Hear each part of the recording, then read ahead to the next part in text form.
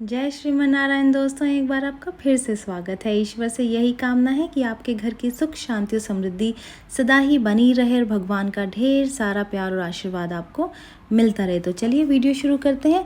अक्सर किसी के नए घर की वास्तु पूजा हो तो ये प्रश्न जरूर ही उठता है कि क्या उपहार में दिया जाए, कुछ ऐसा जो कि घर के मालिक को तो अच्छा लगे ही, साथ ही उनके घर के लिए ये चीज़ शुभ भी हो, वास्तु के अनुसार भी हो और कलात्मक दृष्टि से भी वो आकर्षक हो, सुंदर लगे। घर में अगर वो सजाएं तो उनको अच्छा लगे।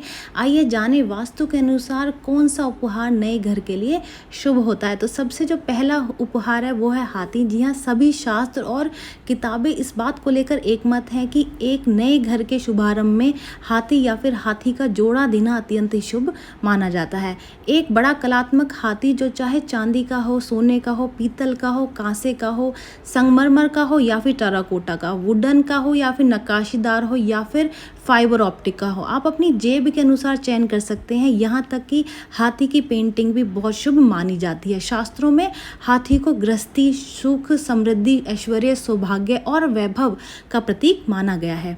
घर में वास्तु में इसे देने से घर के मालिक की आय में वृद्धि होती है और रिश्तों में भी मिठास रहती है। नौकरी पेशा अगर लोग हैं, गृहस्थ हैं, नव दंपति हैं तो उनके घर के लिए भी ये आश्चर्यजनक रूप से फलदायक होता है। दूसरा है घोड़े। जी हाँ, 7 सफ़ेद घोड़ों की जो तस्वीर है वो फेंग शुई में शुभ मानी जाती है। जी हाँ, ये 7 सफ़ेद घोड़ों की तस्वीर देना बहुत शुभ माना जाता है। भारतीय शास्त्र भी कहते हैं कि किसी के घर की अगर वास्तु पूजा हो रही है, आप उसमें शामिल होने जा रहे हैं तो घोड़ों की तस्वीर जो है भेंट स्वरूप देना बहुत ही शुभ माना जाता है। अगर घर के मालिक व्यवसायी हैं, उनका व्यवसाय है, बहुत बड़ा उनका कुछ काम है, तब तो ये और भी शुभ है उनके लिए। अगर उनके घर में करियर की राह तलाशते बच्चे हैं जो कि अब अपनी जॉब के लिए जाने वाले हैं तो उनके लिए भी तस्वीर काफ़ी मददगार साबित हो सकती है। नौकरी पेशा के लिए भी ये सामान्य रूप से लाभदायक होती है, लेकिन बिजनेसमैन के लिए तो एक कमाल की शुभता लेकर आती है। ये जो घोड़ों की तस्वीर है, ये आप इस बात का ज़रूर ध्यान रखें कि ये 7 सफ़ेद घोड़ों की तस्वीर होनी चाहिए, वो भी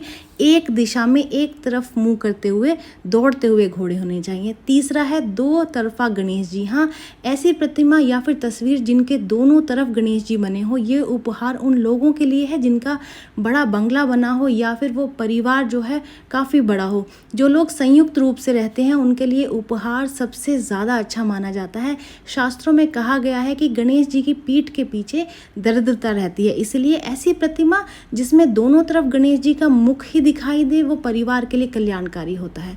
ऐसी प्रतिमा घर में निरंतर मंगल की सूचना लाती है और ये मुख्य द्वार पर ही लगाई जाती है। ध्यान रहे कि गणेश जी कभी भी लटकाने वाले या फिर टांगने वाले न दें, बल्कि जो मुख्य द्वार के ऊपर दीवार पर चिपकाए जा सके वही आप दें। एक और बात, कभी भी गणेश जी का सिर्फ चेहरा न दें बल्कि पूर्ण रूप से उनका विग्रह दिखाई दे, ऐसी गणेश जी की प्रतिमा होनी चाहिए और ऐसी ही प्रतिमा को आपको प्राथमिकता देनी चाहिए। चौथी चीज़ है परिधान। जी हाँ, ये बरसों पुरानी परंपरा है कि नए घर के वास्तु पर रिश्तेदार जो हैं वो घर के मालिक को वस्त्र, ये सब चीज़ें देते हैं और ये परंपरा सच में बहुत मंगलकारी है।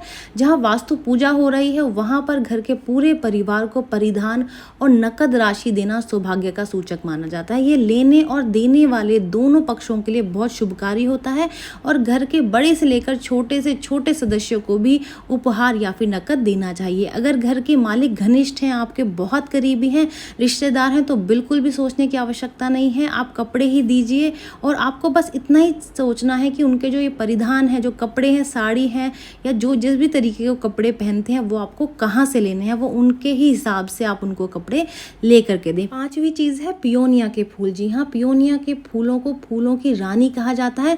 पियोनिया के फूल सौंदर्य, प्रेम और रोमांस के प्रतीक माने जाते हैं और ये फूल सामान्यतः स्त्रियों से संबंधित माना जाता है। अगर किसी परिवार में विवाह योग्य लड़कियां हैं तो उनके घर के शुभारंभ के अवसर पर बैठक यानी कि ड्राइंग रूम के लिए पियोनिया के फूल या फिर फूलों की पेंटिंग आप अवश्य दें। इससे परिवार के सौभाग्य में वृद्धि होती है और लड़कियों को शीघ्र योग्य वर मिलने की प्राप्ति होती है। इससे प्रायः बैठक यानी कि ड्राइंग रूम के दक्षिण पश्चिम दिशा के कोने में ही रखना चाहिए। ऐसा करने से फूल की भांति घर में जल्दी ही प्रसन्नता की लहर दौड़ जाती है। तो छठी जो चीज़ है, कुछ अन्य चीज़ें जान लेते हैं जो कि हम अक्सर अपने दोस्तों को, अपने रिश्तेदारों को उनके घर के शुभारंभ पर दे सकते हैं। देखिए, ज़्यादातर आपने देखा है कि नए घर के शुभारंभ के अवसर पर दैनिक उपयोग की चीज़ें, साज सज्जा की सामग्री, ये सब चीज़ें दी जाती हैं। लेकिन कोशिश करें कि जो भी आप उपहार आप दे रहे हैं वो मकान मालिक के लिए शुभ हो। मकान बनना मंगल की शुभता का संकेत होता है, इसलिए मिट्टी, टेराकोटा से बनी हुई कोई भी चीज़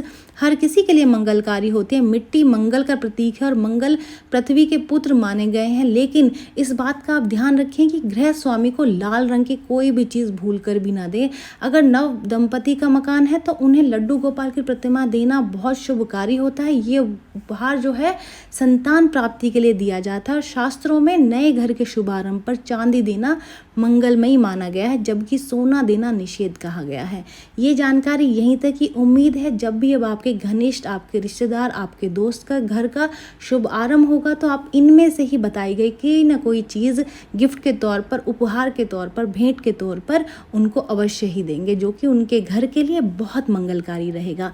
ये जानकारी यहीं तक ही, उम्मीद है दी गई जानकारी आपके काम आएगी और आप इसका लाभ उठाएंगे। वीडियो अच्छी लगी है तो लाइक कर दीजिए, फ्रेंड्स एंड फैमिली के साथ में शेयर कर दीजिए, चैनल को सब्सक्राइब कर दीजिए, नोटिफिकेशन बेल को दबाना बिल्कुल ना भूलें ताकि समय समय पर आपके पास हमारी नई नई वीडियोस, नई नई जानकारियाँ इसी तरीके से पहुँचती रहें। तो चलिए मिलते हैं नई वीडियो में नई जानकारी के साथ।